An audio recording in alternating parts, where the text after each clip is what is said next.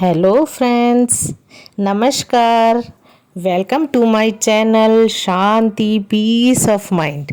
दोस्तों, आज हम शीतला अष्टमी की कथा सुनाने जा रही हूँ। चलिए आप और हम मिलकर ये कथा सुनते हैं। चैत्र कृष्ण अष्टमी को शीतला अष्टमी कहते हैं। इस तिथि पर स्त्रियां भगवती का पूजन करके उनकी मढ़ी या देवालय में जाती हैं या मंदिर में जाती हैं। पूजन की विधि कोई विशेष नहीं, जैसे अपन पूजा करते हैं हल्दी कुकू अक्षत से पूजा की जाती है, किंतु इस पूजन के बाद संपूर्ण ठंडी वस्तुओं का भोग लगाया जाता है। मीन्स एक दिन पहले बना करके वो पूड़ी सब्जी इस तरीके से पूरे जो भी है इन दिनों जो पकवान बनाए जाते हैं वह सब सप्तमी का बना हुआ होता है। एक दिन पहले के बने हुए कच्चे पक्के सब प्रकार के व्यंजन पूजा में रखे जाते हैं। घर की अधिष्ठात्री या पूजा करने वाली इस दिन बासी अन्न खाती है। स्त्री हो या पुरुष, जो शीतला अष्टमी का व्रत करता है वह मध्याह्न में भगवती का पूजन करके बासी अन्न केवल एक बार ग्रहण करता है और मंदिर में या मढ़ी में पूजा हो चुकने के बाद कथा कही जाती है। चलिए कथा सुनते हैं।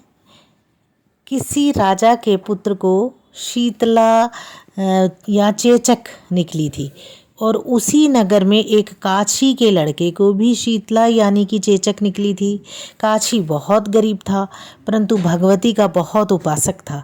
वह शीतला संबंधी उन सभी नियमों को भली भांति मानता था जो धार्मिक दृष्टि से आवश्यक समझे जाते हैं, जैसे शीतला वाले के पास खूब साफ सफाई रखना, वहाँ की जमीन को प्रतिदिन लीपना, जिस व्यक्ति को चेचक निकली है उसे शुद्ध अवस्था में ही छूना, भगवती की पूजा करना, नमक ना खाना, घर में तरकारी ना भगारना, ना कोई चीज़ भूनना, कढ़ाई ना चढ़ाना, कोई गरम चीज़ ना आप खाना और ना शीतला वाले को खिलाना, सदैव शीतल वस्तुओं का व्यवहार करना, ये सभी नियम का वो पालन करता था।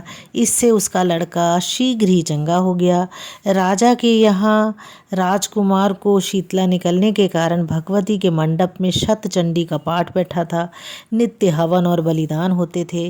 राज पुरोहित भगवती की पूजा करते थे, परंतु राजघर में नित्य कढ़ाई चढ़ती थी। अनेक प्रकार के गरम पुष्ट और स्वादिष्ट व्यंजन बनते थे।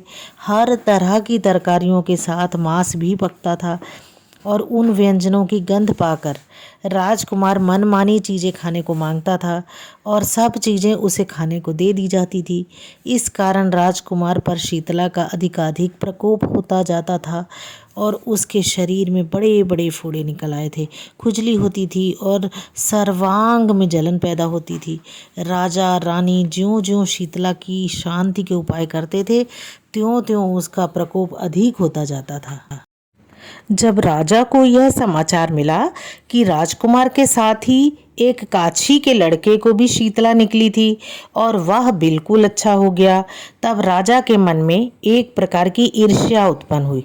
वह अपने मन में सोचने लगा कि भगवती क्यों ऐसा अन्याय कर रही है। मैं हजारों रुपए प्रतिदिन खर्च कर रहा हूँ, पर मेरा लड़का तो दिन दिन विशेष व्यथित होता रहता है और जो गरीब काशी किसी तरह भी भगवती की सेवा पूजा मेरे मुकाबले में नहीं कर सकता, उसका लड़का बिना प्रयास चंगा हो गया। तो इस प्रकार का तर्क वितर्क करते हुए जब राजा को नींद आ गई, तब शुक्लांबर धारणी भगवती ने उसे स्वप्न में दर्शन देकर कहा, मैं तुम्हारी सेवा से प्रसन्न हूँ। यही कारण है कि अब तक तुम्हारा पुत्र जीवित है। वास्तव में तुम स्वयं तो इन नियमों का पालन नहीं करते जो शीतला के समय जरूरी है और मुझको दोष देते हो। ऐसी दशा में सदा ठंडी वस्तुओं का प्रयोग होना चाहिए। नमक खाना इसीलिए मना है कि उससे खुजली पैदा होती है। घर में बघार लगाना इस कारण मना है कि उसकी गंध पाकर बीमार आदमी उसे खाने के लिए लालायत हो जाएगा। किसी के पास जाना आना और मिलना जुलना इस कारण मना है कि यह रोग दूसरे को ना लग जाए। दूसरों की कुशल चाहने से अपनी कुशल होती है।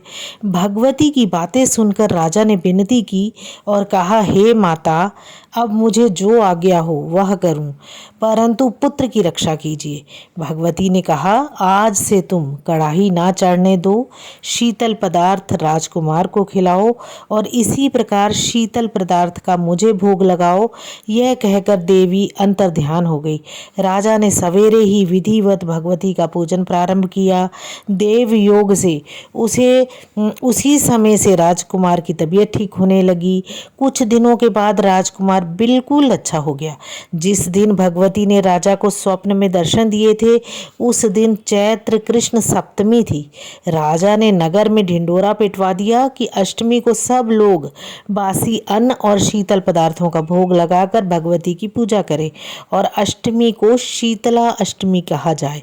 उसी समय से सर्वसाधारण में शीतला अष्टमी की पूजा का प्रचार हुआ है।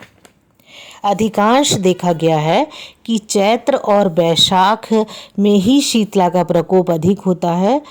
इसीलिए शीतला अष्टमी की पूजा आम तौर से यह शिक्षा देती है कि शीतला के रोग के समय किस विधि से रहना चाहिए और कैसे माँ भगवती की पूजा करनी चाहिए। जय माँ भगवती। हाँ दोस्तों, अगर अभी तक आपने मेरे चैनल को सब्सक्राइब नहीं किया है तो सब्सक्राइब कीजिए, इसे लाइक कीजिए और अपने दोस्तों में भी शेयर कीजिए। मैं बहुत अच्छी जानकारी लेकर आपके पास सदैव आती रहूँगी। Thank you.